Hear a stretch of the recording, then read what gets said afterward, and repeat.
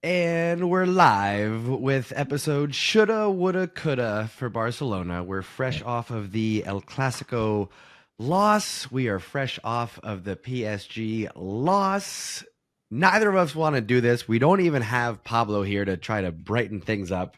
It's John and Buga for episode 25 of Mas Que Un podcast. Welcome, my friends. Give us your tears. Give us your complaints. Lay it all out there in the comments. We want to hear from you. We're going to talk about it. Take a deep breath. Buga, how we doing, sir? Hello, everyone. Welcome back to another episode of Mas Que Un podcast.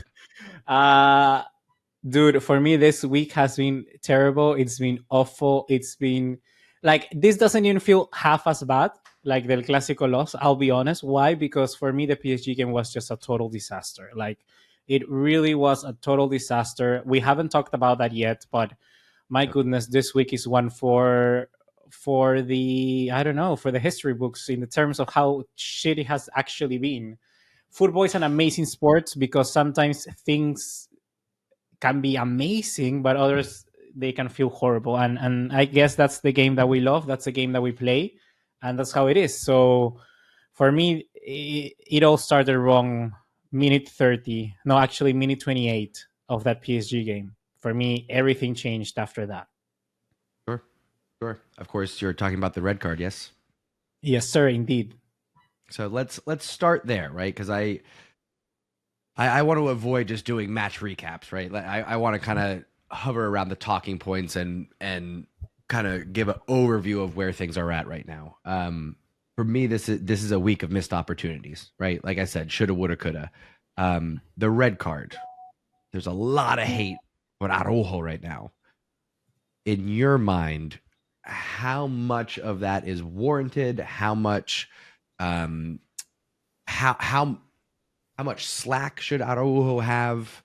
What is your reaction, given everything that he's been for the club and how much of a catastrophe that was, giving up not the penalty, but the foul, the red card, Araujo being sent off? Where are you at with things, Buga?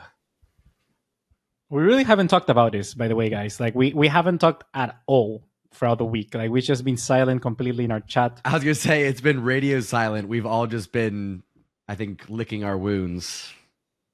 Yeah, 100%. And for me, the Araujo red card is he fucked it up completely. Like he really fudged it up. He really made one of the worst mistakes, I think, in a single-handedly knockout tie for the ages. Like it's really up there. I don't remember a big red card like that impacted a game so much, maybe since I cannot even give you a description, a title. Maybe one of those Chelsea PSG 2-2, 3-3 games that we had like in 2016, 2015, around those ages. Like I remember an early red card in one of those games, and I think it's been a while since we had a game that completely turned on its heels upside down by just such a crucial moment. He really screwed it up, and I don't know how much he actually feels he did, because I saw the descriptions of his reactions. Later he had like he was in a press conference for a book or something like that, and he talked about the comments on Gundogan. He did say he was very awful about it, and I know it really does hurt him, because I was waiting. Like I don't know about you, John, but I was checking constantly every hour after the game to see if he would have posted something on social media, and he posted around lunchtime the next day after. So he really did think about it. Everybody talked about different things. Every player put things out, even the club. But Araujo was radio silent, and I was expecting for something more, if I'm gonna be honest. Like he was just What does that mean for you? The lack of response maybe on social media. What does that mean for you? Look, I think that he's always such an honest guy, an honest person. I really do think he's like a gentleman per se, in a way, or that's what the idea I had. And I'm not saying that he's not.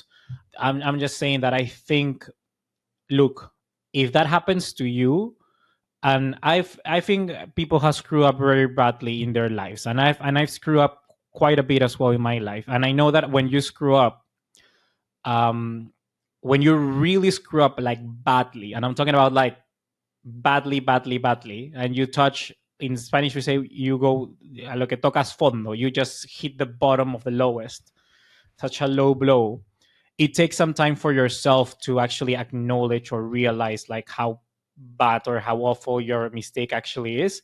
So I think that after maybe even today and these days after, he's actually gonna sink. It's gonna sink in. It takes a while to sink in. You know how big of a monumental, catastrophic event that was. Like I'm not shying away from it. It's really that bad in my eyes. And look, I'm not saying that it's the worst. Go ahead. I was gonna say, but I want to focus on the reaction, right? I'm sure you've seen what people have been posting about Araujo in terms of, well, maybe we should sell him for 100 million to Bayern Munich, and all the hate that has been sort of the MO of Barcelona's fan base and the media in particular, right? Is that warranted, or does Araujo get a bit of a pass? Because I agree with everything that you said. Miserable mistake, no excuse whatsoever. Does he get a pass? I mean, yeah, he does. Like, I think everybody gets a someone that doesn't get a pass is Dembélé. I will forever hate him. There's the celebration, the smirk on his face for the entire match, the way that he was taunting the crowd, taking the ball to the corner kick and juggling it around, balancing it on his head. Like, I will forever, I'm not even going to use the word hate because it's not on that level. Like, he's not going to plague me emotionally like that. But I will say he will forever hold a special place for me in terms of wanting to see bad things happen to him. You know what I'm saying? Yeah, like if Dembélé could go his entire rest of his career without touching any silverware, that would be amazing for me. I would love that.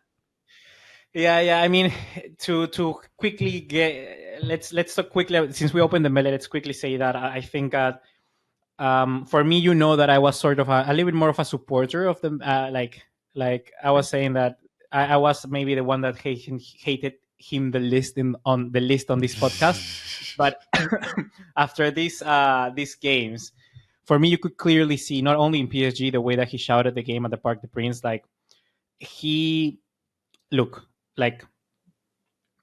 I think he doesn't really have any allegiances. I think the only allegiances that he has is to himself in a way. And I don't say it to respect, commemorate that, but you can clearly see that's the sort of guy that he is. You could see that this game at the start, like, dude, when we started winning the game at the what's the stadium at Montjuic? Yeah. When we started winning the game at Montjuic, and he stepped over the ball and he was really clumsy with it. Like, you could see that the game was actually like on top of him. He really was mentally pressured. And of course, I made notes. Let me jump in on that because I made note. Dembélé whistled heavily. Dembélé falls over the ball. Dembélé dribbles over the end line. Dembélé steps on Kubarsi after the challenge. Dembélé sends corner into the side netting, and then it falls apart. Yeah. And then it falls apart. Go ahead. Keep going because I have a transition from Dembélé, but keep going on your thoughts. Okay, yeah. So I mean, I think that the game was really on him, and like, people have these moments. Like, today is gonna be Dembele's moment. Because we live our life. This is our story. This is our chapter. This is our path. He has his own path, whatever. Today he won. Like, he won. Fuck it, he won. He won the day. I don't like it. He's gonna feel great. He's gonna feel amazing. He scored 2 goals. He only scored 1 goal. He hasn't scored like this. He scored, I think, 4 goals this season. 2 of them were with Barcelona or something like that. Yeah, he hasn't had a great year whatsoever. Exactly. He stayed healthy, which is, I guess, progress. Congratulations, but yeah. So this is what I mean. Like football is gonna was on his side today, but like fine. Like, I don't really care. Like, I think that's the best way you describe it. Like, hate is not even a word because I'm not even gonna waste like mental I'm not going to waste space it on Dembele. to even think about Dembélé. So he is a trash person for me. It is. We talked about it with Martin. It is a slap in the face to Xavi. It is a slap in the face to the players, right? Dembele's response, his whole attitude was towards the supporters and towards the media. And he led with that instead of having the character, instead of being the bigger person and saying, you know what, despite the supporters who should rightfully have some strong feelings against me, maybe I focus on the fact that Xavi and the rest of the players there supported me, showed me love, and maybe I don't rub it in their faces. Maybe I don't do that. But no, Dembele doesn't have that character. Dembele's not no, that like kind of person. 100%. Like even if I'm being honest, like let's take like João Felix for instance. I think that João Felix celebrated on whatever he's done this season. It's like he doesn't really has it against Atletico Madrid.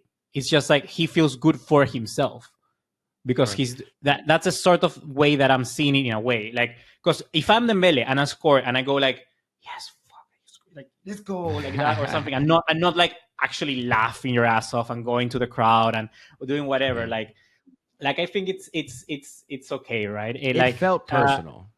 Yeah, it felt personal, but you can have that personal thing when it kind of boils over the top, and you make it like yeah, I'm winning, I'm beating you guys, or you can just be like, this is good for me, and that's the difference. Yeah. And I think that you can do that. Like I don't care about a player celebrating against their former team. Like I don't really mind that. I'm honest, I don't really mind that. But it depends how you do it. There's a very big difference on how you do that. Like when a player scores and it's like, fine, like let's go, I'm score, whatever. But then when he does, something more, when he gesticulates like more emphatically, trying to signal that he's like picking at the heels, at the tiptoes of the supporters, that's more of a, when he's bragging, that's more of a, I don't know, that's more of a disgusting sort of behavior, right? Yeah.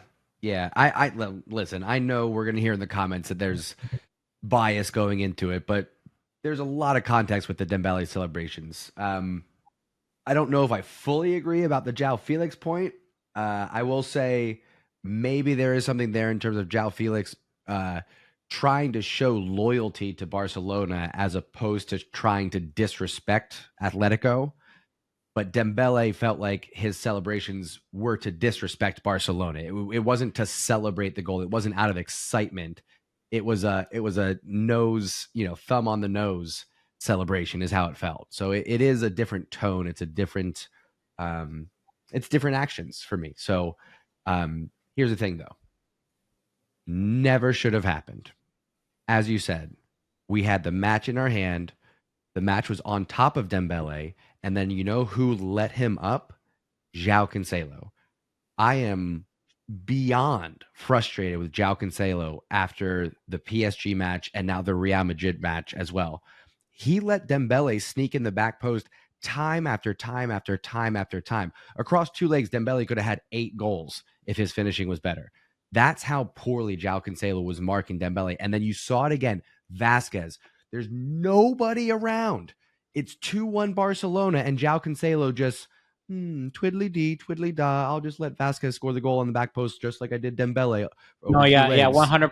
Like, I saw it today, and for me, the like, you can see in the second goal from Vasquez that he goes to, like, mark Brahim, even though Brahim is, like, less than a meter close to Koundé. And it's like, you are, like, 2-3 meters away from Brahim, and you have 2 meters behind to Lucas Vasquez. The smart thing would be like to move closer to the player that you are the closest to and not the player that, like, it's simple things, it's just lacks of concentration and lapses of I don't know, like I said, concentration. Yes, that's just it. And I think that's the big issue that we see with João Cancelo. I'm like you say, I'm very frustrated because for the many things that he's been good this season, defensively, like I've always said, like, he's of course a better player going forward. But the problem is that when you have a game of this stature, like, focus on the little things. Like, you need to, that's the problem with being too emotional. We see how he reacts when when he wins the last minute goal. He scored the goal against Porto. He scored the goal against Celta Vigo. Like he's emotional. But that's a problem. I think that you can either be too emotionally like positive or negative in a way. And I don't know if you want to say anything about Cancelo, but I want to go back to the Araujo point because I think he suffers from a little bit of the same thing. Yeah, I think that's fair. No, that's all I got on João Cancelo. For me, it really makes me question if we should buy him. I'm trying not to judge too harshly on the recency bias. You can go back a few episodes ago and hear me singing his praises because he's a baller. But not only did he completely not show up defensively, but he didn't do anything offensively. He just clammed up both legs against PSG, here against Real Madrid. Like João Cancelo's value for me dropped hugely. I mean, I would not. If we paid 25 million for him, I would be upset. To me, it's somewhere between 15 and 20 for João Cancelo. Now that we've seen the full season of João Cancelo, I don't know. Yeah, I've always said it. I agree with you. I agree with you. Like to have João Cancelo in the squad is not bad because if I'm realistically talking about the best defense that Barcelona can put out, I'm still thinking that the best defense that Barcelona has right now is the back defense, like Balde, Araujo, Christensen, and Koundé. Or now it can be Cubarsí instead of Christensen. He's still back, but sure. But you know what I mean. Nice. Like I think that defense is the best. I think Balde is massively underrated defensively. I think he's really good defensively as well. He really uses his body in quite a great way.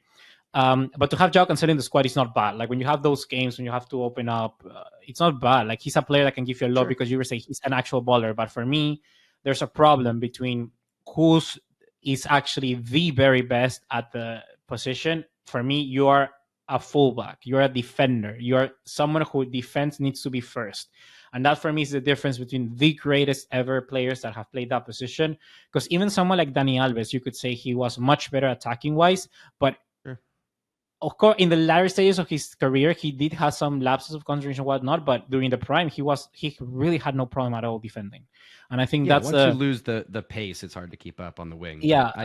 But I think that's the most important thing. Like at the end of the day, that position has changed quite a bit. And I think that if talking about football wise, tendency wise, we're sort of coming back to the more defensive center backs. Or fullbacks, like you see Akanji, Ake at City, you have Tomiyasu, Koundé, you have Tomiyasu, Ben White, Kivior at Arsenal. You know, these big teams that tend to play this way, they're relying way more on this sort of more defensive center back or fullbacks. I think in the end of the day, that's why I think someone like when Ancelotti does say, and he says this a lot.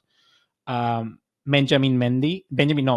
Mendy, he goes, he's one of the best in the world. Like, and I'm not against that because I think he's very good defensively. Like, he's way much better defensively than when he does attacking, but he's really, really good defensively.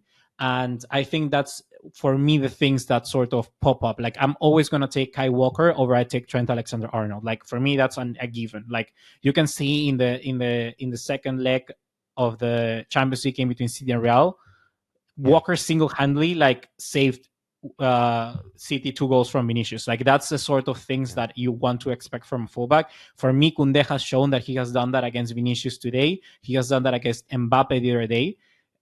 I don't really mind that.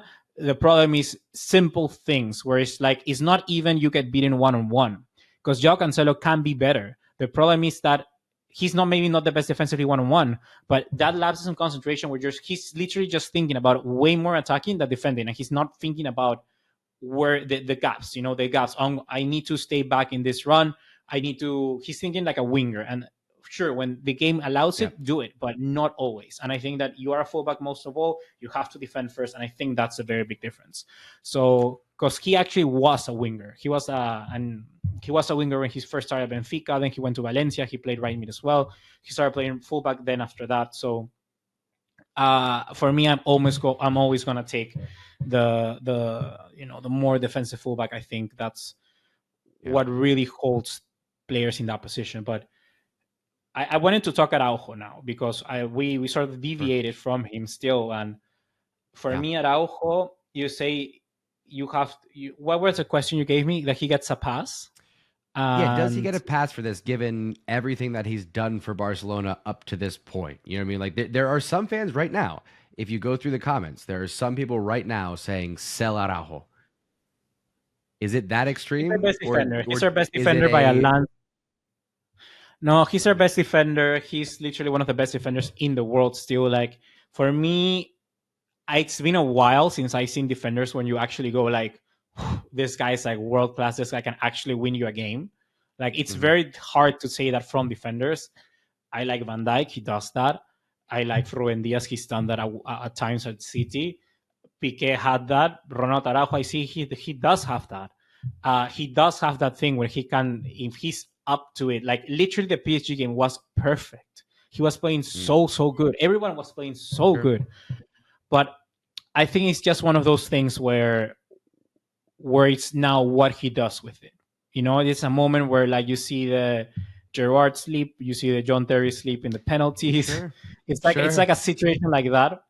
Because I think that because he really is like a very talented player. Like, I don't never wanna miss Araujo because I think he can really just be a pillar in our position for a while. But it's about, okay, has he sink in? Has the error, have the mistake sink in?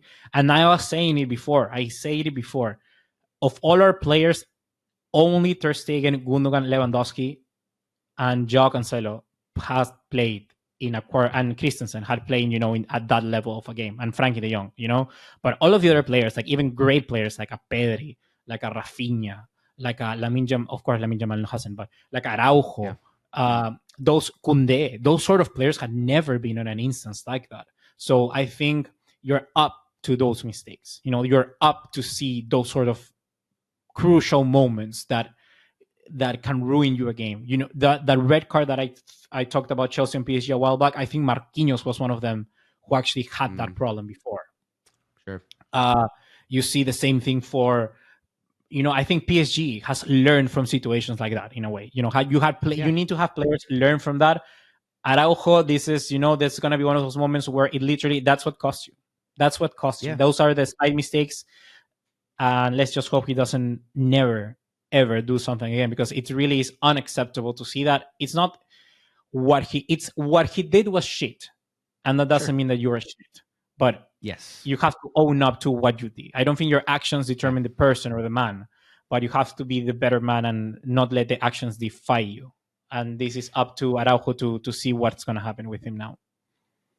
Yeah, 100%. It's things like this are gonna happen. It happened at the worst time, but it's gonna happen. You could look at any defender's career who is in any club's Hall of Fame, and you could point out a colossal mistake on a big stage. You can find that, right? So this is now Araujo's turn to take it on the chin. And what's sort of disappointing, but maybe also good, is that there's not much of the season left. So there's not really an opportunity for him to continue and maybe make another mistake and another mistake, and it gets in his head, because the big stage is over. The season's done. There's no La Liga. There's no more cup ties. It's all done for Barcelona, right? So he can coast through these last few matches. He can get into the summer, come back, and next season, right? So I think for him, it's important just to move on. It's important, but the problem is that what I want to see from Araujo is that he has to accept that he fucked it up and he has to move on, because it's different. Like saying, okay, you want the recognition, right? You want him to come out and say, hey, that was going to be, that's the worst thing that's ever going to happen to me in my career, and it'll be nothing but moving forward from here. But you want him to like acknowledge that. You want him to recognize how not bad for it was, me, but like for him, you know, like I don't feel that he has. So does that have to be a public thing though? Because I think this is a good moment to discuss, I think, the different expectations from the supporters in our era, right? The social media era. I think for us, and definitely for younger supporters, we expect to see a little bit more behind the scenes. We expect comments like Gundogan, Really? That's what we're really looking for, is that genuine, that honesty, that peek behind the curtain, as opposed to that old school keep it in the clubhouse mentality. Yeah, I'm really forward about the Gundogan comments. Like I really do like that. And I think more players hopefully are like that as well. But he does need to talk. Like I think he does need to talk somehow in to just acknowledge that, because I think that the problem is if you let it scrape by, and particularly in this era, that's going to be a terrible mistake. Not for me, but for the people in social media. Like you're saying, people expect that sort of things to happen. So I would expect something about him, like maybe in preseason, something like he just needs to mention that he really does know that he fucked up, and that's it. But it's not. That's the other thing. I don't think that. Admit that you're guilty. Say it. Say you're guilty. But look. I feel that when we talk about like actually like fucking it up completely, like it's weird because it's like it's a big mistake, but it's like the game. You know, it's like you know what I'm like, because it's a big mistake. Wrong. But here's the thing, Buga. Let me derail you a little bit. Araujo's red card was a huge mistake. I put more blame on João Cancelo than I do Araujo. Over the course of the 2 legs, over the course of the 2 legs, not marking Dembélé on the back post, giving up the penalty, not doing anything offensively, I put more of the blame on João Cancelo than I do Araujo's red card. Araujo's red card put us completely behind the 8 ball. It put us in a horrible position that we should have responded better to. Other than Rafinha and Koundé, honestly, I didn't like the effort of anybody else on the pitch. We did not play 100%. We did not play like we were a man down. I think the problem, there are many different things that we have to analyze, particularly about the PSG game. We're going to talk about the Real Madrid game, I think, in a bit. But the PSG game, the red card, look, when it happened, I was like, sure. Because for me, there was one thing that for me shouldn't have been a red card, and I'll tell you why. Because for me, like the last man, yeah, sure. But I don't think Barcola had that ball under control. For me, it was the not only argument for me. Yeah. For me, Barcola, he didn't have the ball. The touch, if you watch the replay, the ball is like way closer to Ter Stegen than it is actually to Araujo and Barcola. So one, I don't know Araujo why he closed him down like that. Of course, if you're a defender and you see that, and when your whole game plan is to be 100% concentrated, and you see like one run and you're like fuck, and you need to go, like I get that he actually did the foul. The thing is that for me, the touch was not under control. It was not a clear goal on chance. He was the last man. Yep.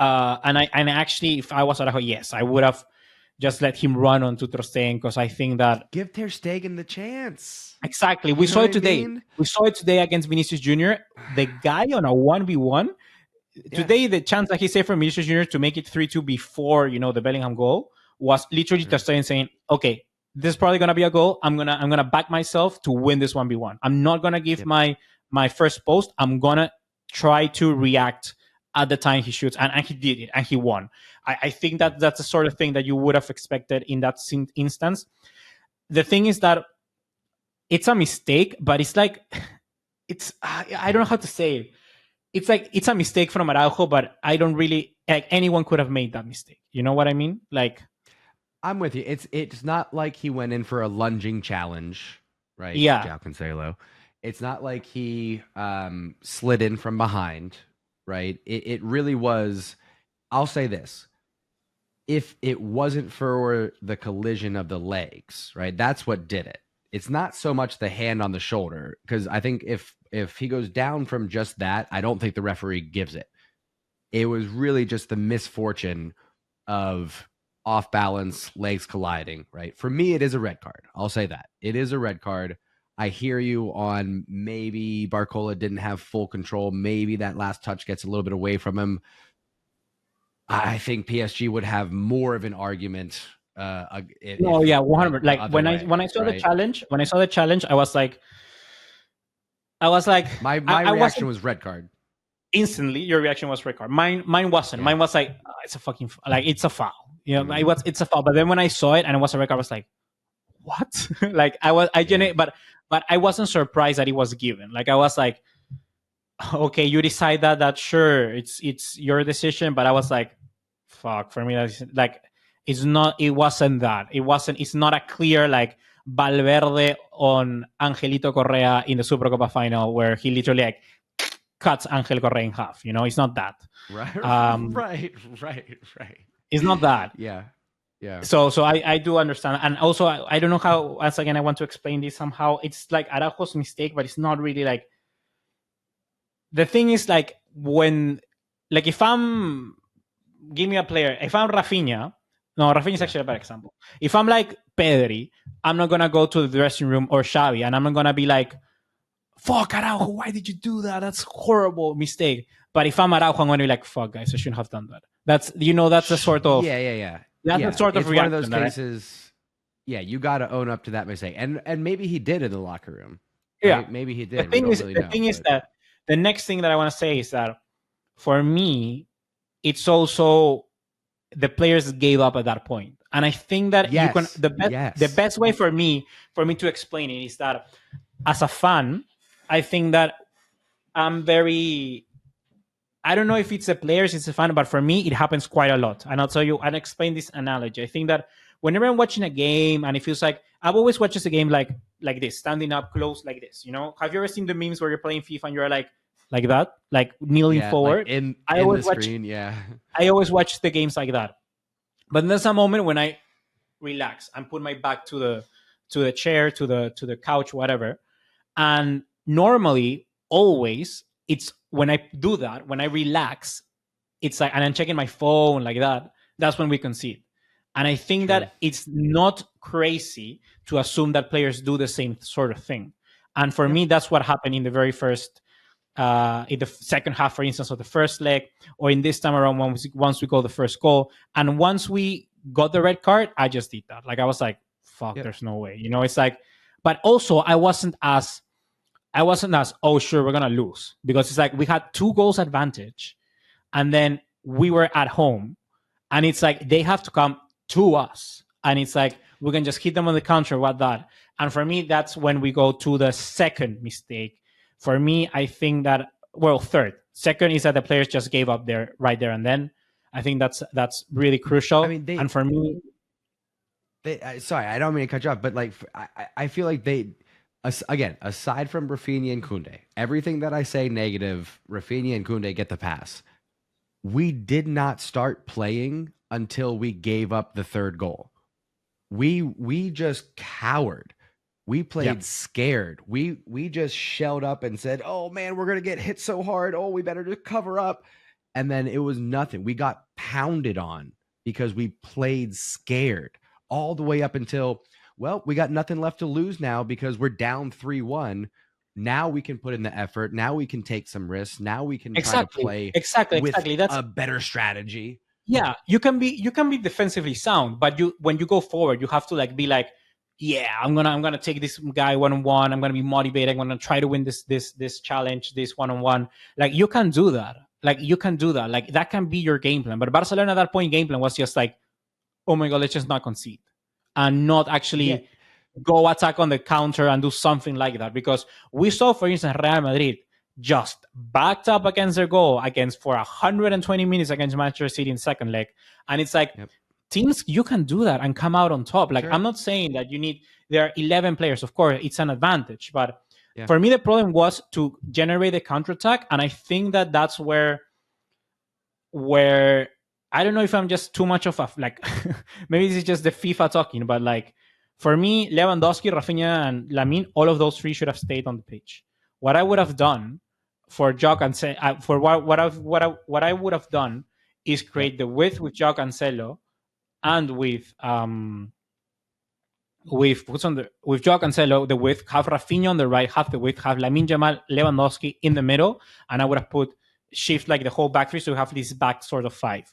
That's what I would have done, because it gives you the ability to keep stretch out and that, but not put Íñigo Martínez.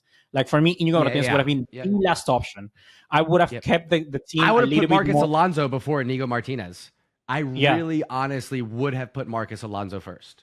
I honestly also would. I said on Twitter, this is just crazy, but this is the moment where I'm like, fuck it, let's just put Mika. I know he wasn't in the squad, but like put Mika Faye in it. Like for me, that's a sort of like because you needed agility, you needed strength, you needed to go on those 1v1 battles. Inigo Martinez is not going to do that. Hence, he didn't make any mistakes after that. But what sort of sign and what sort of message are you giving to your team and to the players and the opposing team, most importantly, and Luis Enrique when you do that?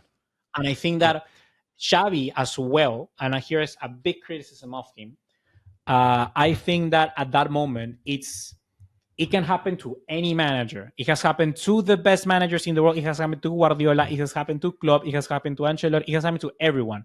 But sometimes when you get hit like that, like we can now come up with a solution about 5 days after. But when you're in that moment, you only have 2-3 minutes to think and come up with a solution. And I think that sometimes you just get shocked and you don't think about what's better for the solution, and you just go to I got a player right. Who do I get sent off? A center back. Okay, I'm going to put another center back in. That's the sort of the main thing that I think cost us in that game. I think that was an issue. It was the wrong decision. Yeah, I would have taken off. Right. I would have taken out. What was the lineup? It was in the midfield. Who was the midfield? It was Frankie De Jong, Gundogan. We had and Pedri. Yeah. I would have taken out one of those three. And I think I would have taken out Frankie De Jong. Or I would have put Frankie De Jong closer to the defense, have the back three that I liked, that I wanted. I would have actually put De Jong in the center back position, in the sort of what you call it, like regista or what, I don't know what the name is. The sweeper center back, whatever the one in the middle is. You have Cubarsí, Koundé, you have with Rafinha, you have with João Cancelo, have Pedri, Gundogan on front, and then you have Lamine Yamal and Lewandowski. It's because Xavi didn't want to put Cubarsí in a 3 center back formation. I think that's why he didn't do that. I would have done anything but put Inigo in there and do what Xavi did. I would have left Frankie De Jong at the center back position and just carried on as is. Leave Lewandowski and Lamine up top. Everybody else drop back further a little bit. I would have brought on, like I said, a Marcos Alonso and played that 3 center back. Marcos Alonso on the left, Cubarsí in the center, Koundé on the right. I would have done that. Even if I went with what Xavi did and put on Inigo Martinez, I would not have taken off Lamine Yamal. This is going to shock everybody. I would have taken off Lewandowski. He is miserable at hold-up play. Miserable. Lewandowski is useless until you get him in the box. 100% useless. The frustration, the doom that just came over me when I saw that substitution, because I knew exactly what we were in for, which was trying desperately to get an outlet up the pitch, and it would be Lewandowski or nothing. And 99% for the rest of the match, Lewandowski failed to just control and distribute. But look, I agree. I know where you're coming from. Luke the Goat. Bring back Luke the Goat. He would have. I'll say this. Let me say this, Buga, and then you say what you want to say. I know what you're going to say. Barcelona had Luke the Goat instead of Lewandowski against PSG in the second leg, Barcelona walk out winning that tie. Probably. The thing is that Lewandowski, like, even though I know where you're coming from, like, I cannot agree with that, because I think, like, I can agree with that, but the thing is that those, like, the first leg against PSG and the first few minutes, like, he actually was doing good at that. You pass the ball, he brought it down every single, like, it was so hard. I understood at that moment when I was thinking, what was I doing? I'm shy. What am I doing? Look, I like I said, I don't know who would I have taken. I actually cannot tell you. I think I would have taken. Is that the problem is that if you take out Lamine Yamal for keep Lewandowski, I think you either. What I would have done is, instead of taking out Lamine Yamal, I would have probably. I don't know, dude. If I have I would have probably brought in Marcos Alonso for Lewandowski, and I would have brought in like Vitor Roque or Ferran Torres for Lamine Yamal. Why do I say this? Because for me, you just need like a running outlet. The thing with Lamine Yamal is that I think that Lamine Yamal is not better tracking back than Rafinha could do on that side. And I don't think that I don't know if Lamine Yamal just being the only player in the middle is going to give you that outlet to get past. That's why I would have. Yeah, I wouldn't have put him in the middle. I would have gone Rafinha and Lamine as wingers and just don't have anybody in the center, because if you look at Barcelona's lineup, fully fit, everybody out there, the best way that Barcelona has relieved pressure, has beat the high press, is give it to Lamine and let him beat 2 or 3 players on the wing. Yeah. Right? If you get it to Lamine in our own half out on that right-hand side, he beats a player. I actually wouldn't, like I said, I actually wouldn't have substituted anyone. I wouldn't have substituted anyone. That's what I would have done. I would have kept as it is. Frankie at center back. Put Frankie at center back, keep it like that. Have Gundo, have Pedri, and then have Rafinha tucked inside away more, and then have Lamine Yamal and Lewandowski. Like, forget about the left wing, just go with Lamine Yamal and see whatever he can do. Because the first goal is literally that. The first 2 goals of both ties was Lamine Yamal crossing or getting the play through that and having Rafinha finishing at the other side. That's literally the first 2 goals of the event. And I feel gutted for Rafinha because he played incredible both ties. Same. For me, it's the moment where I go, okay, you know what? I can put you now in for I can put you like world class. That's for me. That's what I've heard from what I've seen this game. I go, okay, world class. You've earned yourself a world class token there. Welcome to the club. But then, for me, that's the best news that I've gotten from him. From this tie. And for me, it's just overall, it's very just underwhelming completely, this PSG. I feel that, so for me, the main 3 outtakes, if I have to just, the red card, the giving up, and I wouldn't have substituted anyone. I think the substitution killed us. I think Íñigo Martínez should have never come into the game. Never. Yeah. Never. Like, Marcos Alonso is first. I even have Ferran Torres, Vitor Roque, João Felix, all of them before having someone like Íñigo Martínez. Not because he's a bad player, but because what the sort of message you're sending to your team. So that's something that I just wanted to make clear. And I don't know, is there anything else you want to mention about this PSG game? Because at the end of the day, look, at the end of the day, you said it. Like, I think when we were losing already, we started playing. We had some great chances to actually put ourselves back into the game. Like, we really had great chances to put ourselves back into the game. And for me, the last goal of Mbappe is just it's just like game. That's for me. It's just a gut punch. It's just game over. Another nail in the coffin. Yeah. The last thing that I want to say is, let me do this. Credit to PSG. Okay, credit to PSG. You overcame the odds. You came in. You were down 3-2 away from home. Gave up a goal. You're down 4-2. Okay. So credit to PSG, but this was not a remontada. This was not a remontada. You can shut the French up, okay? We were down 4-0, ended up winning 6-1 in the second leg. The stories do not compare whatsoever. You can with those headlines. It was not a remontada. Take the win and move on. Don't make it bigger than what it was. Barcelona, let's be clear about this. For me, PSG didn't win this game. It was Barcelona that lost the game. Like that, I think that's an issue. Barcelona handed the game to PSG because PSG would have lost otherwise. Like, we fed it to him. It wasn't even that we handed it to him. We said, "Hey, PSG, here comes your little victory, little baby. Here it comes." That's the issue. That for me, a little baby.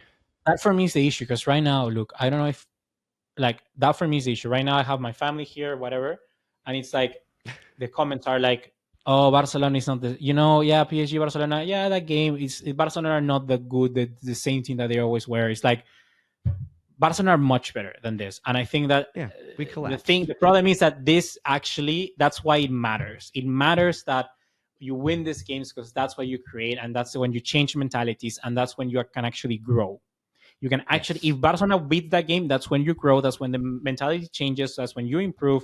Right now, Barcelona are one step in the right direction. They've actually won a game away from home in the Champions League. They were the better team. They were the better team throughout both legs. And I'm not kidding. They were the better team both legs of the tie. Yeah. Somehow they didn't go through. That's how Champions League works. Yeah. But for me, that's if we have to actually analyze Europe, this is one step more than what it was last season. It's actually just gutting that this time around it's like, because this time around you lost it because of yourself. It's not that somebody beat you. So it's like, that's the only one thing that I can take away from it. Like the next step for Barcelona in Europe would be to win a tie like this. You know, face an Arsenal, face a PSG, face a Juventus, face a team where you beat, you go into the semifinals, and that's where anything can happen. But for me, and another thing I think that happened, the goal sort of killed us as well, because Barcelona, I think that in no way, shape, or form they ever expected to be that comfortable in the tie. Like not even the players would have expected that, I believe. Yeah, I'll give you that. I'll say yes, one step forward for Barcelona in terms of where they were last year.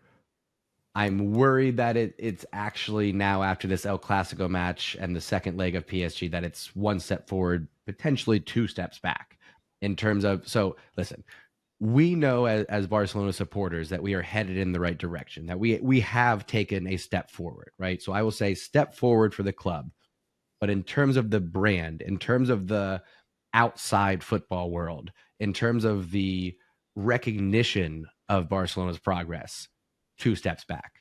Because what everybody knows right now is that we choked against PSG and we just gave up against Real Madrid as well. Another goal in stoppage time, another defeat. That's going to be the takeaways, right? So if you're a supporter of Barcelona, if you're watching day in, day out, I think once we get away from this week and we can maybe process our feelings a little bit, because I've just been numb. I was watching the El Clasico and I felt nothing. Even when they scored in stoppage time, I didn't get angry. I didn't get upset. I just went, yep, that's shoulda, woulda, coulda. That's no. Actually, I think it was better because I don't wanna be more weeks thinking that I can actually win La Liga when we eventually don't win La Liga. So I think it's better just kill it now. At this point, you're right. Yeah, I'd rather not have any hope. Yep. Yeah, kill it now. Have them for like fair play. Because one thing that I'm gonna be like this. I do like worthy. Like I'm not saying Real Madrid are worthy of La Liga, but it's like worthy narratives in football. I do tend to agree with it. I have a problem with unworthy, and I think PSG are unworthy of their spot in the semifinals. Yes. I don't think Real Madrid are unworthy of their La Liga title. I don't think so. Nope. I think I don't think they're unworthy. I think they're worthy of their La Liga title. The thing is that PSG, that's the one that I'm awful because they're unworthy to be in that position. That's. Can I say something crazy? Can I say something crazy? Yeah. Can I say something crazy? I got to kiss the badge before I say this. I would rather have Madrid win 15 than PSG lift the UCL trophy this year. I agree as well. Woo, Daddy. I don't mind. Yes. I don't mind. Yes. I don't mind. I don't mind it. I think I like worthy teams, and I think that if Real Madrid win this, I don't mind. Like they're worthy of winning their Champions League. Like they're a good team. They have good players. They play good football. They have a great manager. Yeah. It's okay. For me, the PSG one will be like PSG winning the Champions League this year will be sort of like, I'm not saying Chelsea were unworthy in 2012, but it's like in comes Pablo. But it's Pablo out from nowhere. It's weird because they were worthy of winning the final, but I don't think they were I think that I'm gonna shut up. I hear you though. I think when I look at this Real Madrid team as is, it's a respectable club outside of Vinny Jr. Like he's an elite player and everything, but just it's the antics, right? It's the antics for me. I don't respect. Carlo Ancelotti has managed to rebuild this team again. Like Carlos Ancelotti is the best manager of our generation, and I think more than Pep Guardiola. Yeah, because if you look at the number of clubs that he's done it at consistently, right? And I don't have the stats No, in front of me, for me, but it's Pep, but Ancelotti is below that, and it's not like far. People, I think Pep is better, but people are gonna have Pep like really further forward. But I think that Ancelotti is like way closer than people think. And I think, like you were saying, I think they're worthy of winning the Champions League. I think actually, I don't know. I think that at the end of the day, what I would want is, of course, I would want to see. I actually would love to see Dortmund in the final. That would be Dortmund fucking sick. Bayern final. Dortmund Bayern would be crazy, but Yeah. I have a feeling that it's gonna be PSG Real Madrid, and also I would like to see sort of a Bayern Munich PSG to see, okay, who's gonna win it, Kane or Mbappe? That's sort of I would actually like that, but It would be pretty interesting, and I'll say another layer of interesting if Bayern win it and Tuchel, who's already said he's leaving Bayern, becomes available as the it's Champions way League different. winning manager. Yeah, I think Pablo just got a little excited. I heard what probably is going to happen. What's probably going to happen. Look, I'll tell you right what's going to happen. Real Madrid are going to beat Bayern Munich. They're going to go to the final. Bellingham's going to score another goal in the second leg. It's going to be like, wow, Bellingham goal. It's going he's going to win. Kane is going to be like, oh no, my trophies. I can't score and exactly. I don't get any trophies. Oh, I think Dortmund are going to beat PSG. Wonderful scenes. And we're going to be like, oh my God, yes, they're going to win the UCL. And then they're going to get slapped by Real Madrid in the final. It's not going to be slapped. For me, it's going to be a very similar final. Slap Dortmund. It's going to be it's going to be a very similar final to the one between between Real Madrid and Juventus in 2017, I think it is, or 16, where Real Madrid scored first, then Mandzukic had an overhead kick, he scored, and then it's 1-1, and then Real Madrid just slapped them. I think that's what's gonna happen. I think something very similar to that, where it gives you like, oh my God, Dortmund can actually do it, and then it's gonna be like slap. Yeah. Yeah. Real Madrid, PSG. Real Madrid win 3-1. They're up 2-1 for most of the game, and they put the stranglehold on, get a stoppage time dagger, 3-1 over PSG. That's what I'm thinking. In an alternative universe, Mbappe can win the UCL, beat Real Madrid, and then be like, walk out, and then be like, I'm going to join Barcelona for free. Bro. What I wanted, what I was dreaming. Now, listen, this isn't going to happen because of Barcelona's financial situation, but I wanted to knock out PSG in a way that made Mbappe realize that actually I'd be making mistakes. Yeah, me too. I just played the future. I saw the way. I've seen the light. That's what I wanted. It didn't happen. It didn't happen at all. I will say this, though. I actually thought Barcelona contained Mbappe quite well. I know he got the penalty and he got the dagger goal at 3-1, but that was a garbage goal. I don't even care about that. I think Koundé really, really showed his class against Mbappe, and overall, Mbappe was not the threat that I thought he was going to be. It ended up being. No, I'm not gonna be scared when Mbappe joins Real Madrid. I think that team will be like dominating Europe, though. Like I think that Barcelona. You can only put on so many attackers. Exactly. And like what Thierry Henry said, like everybody fears Real Madrid fears Barcelona. I think that's a fact. Like I think that's how it works. Like there's not a problem with it. But I think that if you put that team against any team in the world, like come on, that's it's insane. Well, it's gonna be silly when they have the depth, right? Because they probably have Mbappe coming, and then the name's escaping. Who's the Brazilian? Endrick, he's coming in too. But they have too many that they can put on at once, right? So it's going to hit people how silly it is when they have players like Endrick, like whoever else coming off the bench, right? There's going to be matches when a Vinny Jr. and an Mbappe come on to replace Jude Bellingham and a Rodrigo. Like it's going to happen like that. You know what I mean? You can't put everybody on at once, but it's going to get silly when you see the substitutions. But no, yeah. When you look at the team, we can talk about that all summer long. Yeah, no, quick. I see that team, and it actually is like I'm a football fan. I always say this: I'm a football fan, but you're Barcelona. If you tell me stop being a Barcelona fan, but you can still watch football, I'll probably say yes. Is that weird? So, like you, so okay, so like some weird genie comes to you, and he says Yeah. you have two options.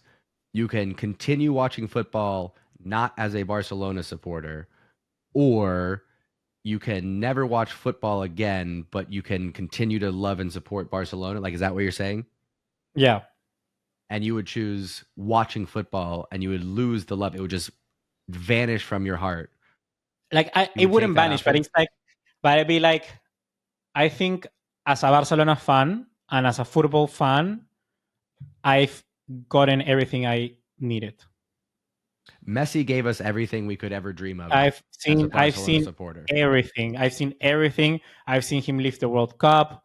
I've seen him do everything. I've seen Barcelona play the best football ever in the Ever. two finals against Manchester United. Like, Yep. orgasmic proportions of football. Yeah.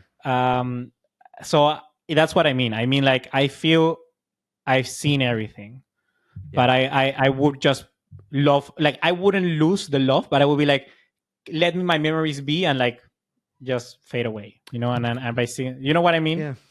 I think I know exactly what you mean. If you watched along and supported Barcelona through the Lionel Messi era, you should feel complete as a supporter. You've gotten to support Barcelona through every trophy.